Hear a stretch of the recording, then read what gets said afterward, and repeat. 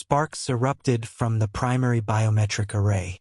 Thick, acrid smoke filled the trauma bay as the overhead biomonitors screamed in a frequency that set my internal cooling vents to maximum. In the center of the chaos sat Kira Vane, a human mechanic who was currently impossibly yawning. Total system overload. Would you have stayed in that room once the limiters fell? Or would you have run before the titanium started to scream? Because I will be honest with you, nothing in my medical training prepared me for the sound of a human body rewriting the laws of physics. That same smell of scorched ozone.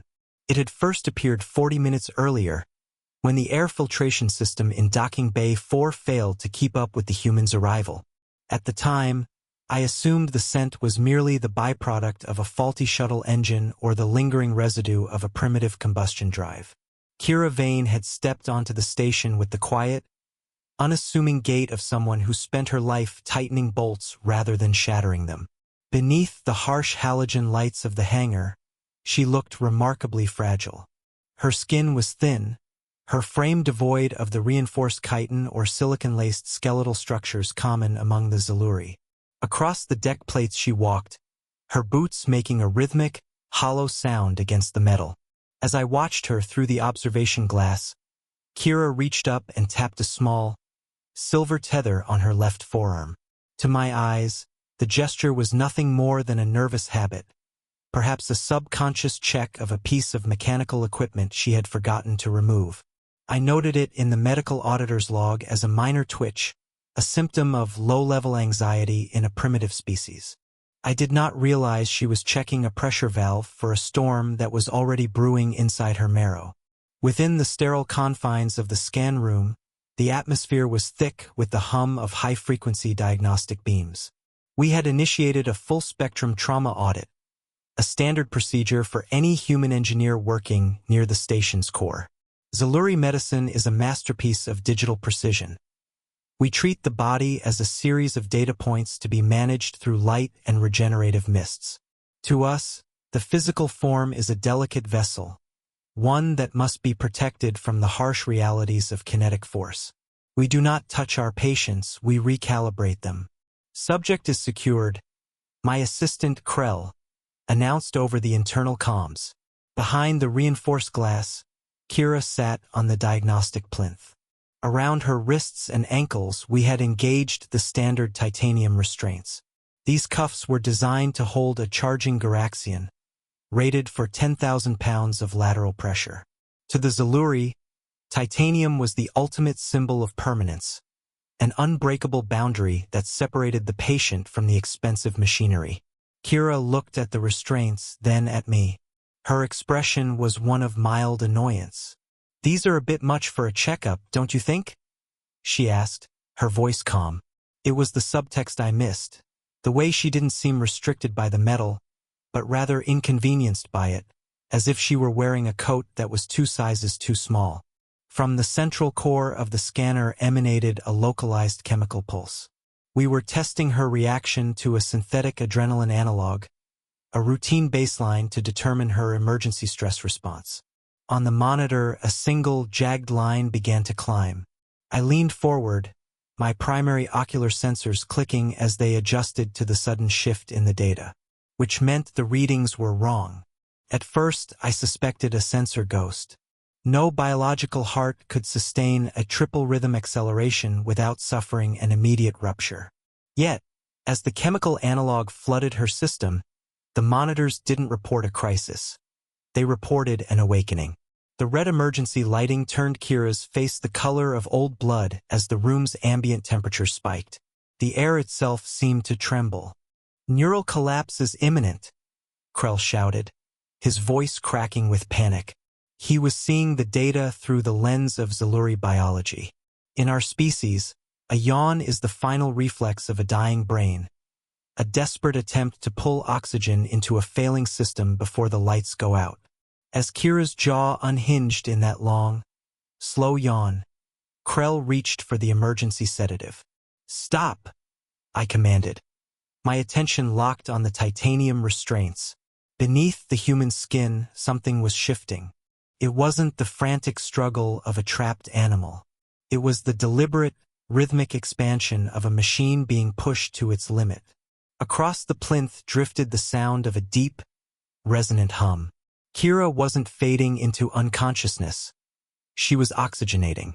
Every muscle in her arms began to cord and thicken, the fibers visible through her skin like steel cables under tension. This was the correction, the moment where the human body decides that its physical environment is no longer a set of rules, but a series of suggestions. Suddenly, Kira stretched. It was a mundane, lazy movement, the kind one might perform after a long nap. The titanium restraint on her right wrist didn't just bend. It sheared. The metal shrieked as the molecular bonds were ripped apart by raw, kinetic force. A half-pound chunk of polished titanium flew across the room, embedding itself 3 inches deep into the reinforced bulkhead with a dull thud. Kira looked down at her free hand, then at the smoking biometric scanner. "Actually," she said, her voice dropping into a register that made the floor plates vibrate, "that was just the base release. The 40% surge hasn't hit yet." From the overloaded biomonitors erupted a cascade of white-hot sparks. The scent of ozone was now joined by the smell of something ancient and terrifying. The smell of a predator that had lived so long in a state of self-restraint that it had forgotten how to be anything else. I stood frozen, my auditor's tablet slipping from my fingers. I realized then that we hadn't strapped a mechanic into our trauma bay. We had attempted to cage a living siege engine. The jagged readout Krell stared at in horror. Every dial on the trauma bay console had buried its needle in the red, vibrating with a frequency that suggested imminent combustion. Beside the plinth stood the emergency medical cart, its chemical injectors primed with a paralytic that would have stopped a heart made of solid iron. We were convinced that Kira Vane was experiencing a catastrophic systemic failure, her body melting down under the weight of an alien atmosphere and internal chemical rot. Beneath the glare of the diagnostic lights, Kira's skin began to radiate a dry, blistering heat that parched the back of my throat. Steam, thin and smelling of salt, rose from her shoulders. Her heart, once a steady hum, had transformed into a rapid-fire thumping that threatened to shake the very plinth she sat upon. I watched, mesmerized by the sheer violence of her biology, while Krell's fingers hovered over the emergency purge button. It was a scene of total physiological chaos, a symphony of breaking limiters. Then, she scratched the tip of her nose. With a slow, rhythmic movement, she inspected her left thumb for a hangnail, seemingly oblivious to the alarms screaming her death sentence. She looked utterly bored, a mechanic waiting for a slow diagnostic to finish its cycle. This mundane gesture, so routine and ordinary, felt like a slap against the frantic urgency of our medical sensors. "The droids cannot compensate," Krell shrieked. Shattered the silence a final, metallic groan. The titanium cuff on her left wrist didn't just break. It detonated. Molecular bonds forged to withstand the pull of a small moon were simply ignored. Fragments of the restraint peppered the reinforced glass of our observation booth, leaving deep pits in the transparent armor. Kira didn't even flinch. She simply sat up, the remaining metal twisted like wet straw around her limbs. She looked at us through the smoke, her eyes clear and terrifyingly focused, and explained that she had just cleared the base release. Through the internal comms, her voice arrived with a heavy, resonant bass. "Actually," she said, wiping a smudge of grease from her palm onto her jumpsuit, "the 40% surge hasn't even hit yet. You might want to step back from the glass." Power, raw and unchecked. It was then that I realized our catastrophic misinterpretation. We had viewed her yawn as a sign of neural collapse, the final gasp of a dying organism. It was, in reality, a deliberate oxygen loading phase, a biological intake designed to saturate the blood before the limiters were discarded. Humans, I understood in that moment, are built with a series of physiological governors. Their muscles are capable of producing enough force to snap their own bones and tear their own tendons from the anchor points. To prevent self-destruction, Their brains impose a constant 60% cap on physical output. Adrenaline is the override. It is a weapons-grade neurochemical dump that bypasses every safety protocol the human brain possesses. When the surge hits, the cap vanishes, granting them a 40% increase in strength that turns a simple engineer into a living siege engine. They do not merely become stronger. They become capable of feats that violate the structural integrity of the physical world. Outside the containment field waited the diplomatic guards, their hands trembling on their pulse rifles. They saw a monster.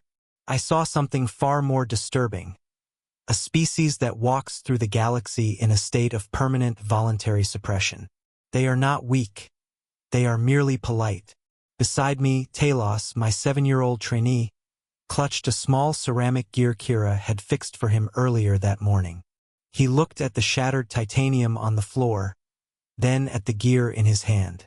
If she had gripped that small piece of clay with the same force she used to stretch her arms, it would have been reduced to fine white powder.